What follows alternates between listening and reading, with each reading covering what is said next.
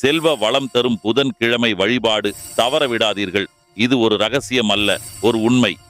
புதன்கிழமை செல்வம், வாக்கு வலிமை, அறிவு ஆகிய மூன்றையும் அருளும் மிகப்பெரிய கிரக நாள்.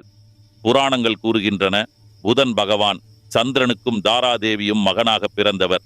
அவர் விஷ்ணுவின் அறிவாற்றல் அம்சம், மனநிதானத்தையும் வணிக நுண்ணறிவையும் அருளுபவர். நீங்கள் விஷ்ணு பக்தர் என்றால் வீடியோவை லைக் செய்து ஓம் நமோ நாராயணா என்று கமெண்ட் செய்யவும்.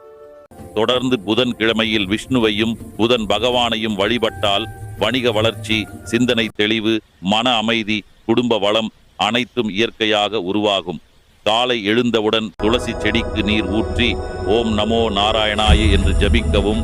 விஷ்ணு அல்லது புதன் பகவானுக்கு தீபம் ஏற்றி பச்சை நிற பூக்களால் பூஜை செய்யுங்கள்.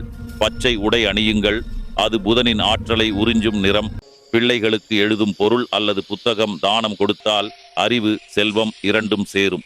அன்று கோபம், வாக்குவாதம், பொய் பேச்சு, பிறரை அவமதிப்பது, சண்டை போடுவது இவற்றை தவிர்க்கவும்.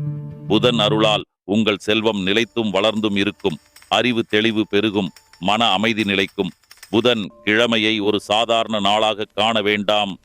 இது உங்கள் வாழ்க்கையின் நிதி வளத்தை திறக்கும் தெய்வீக நாளாகும்.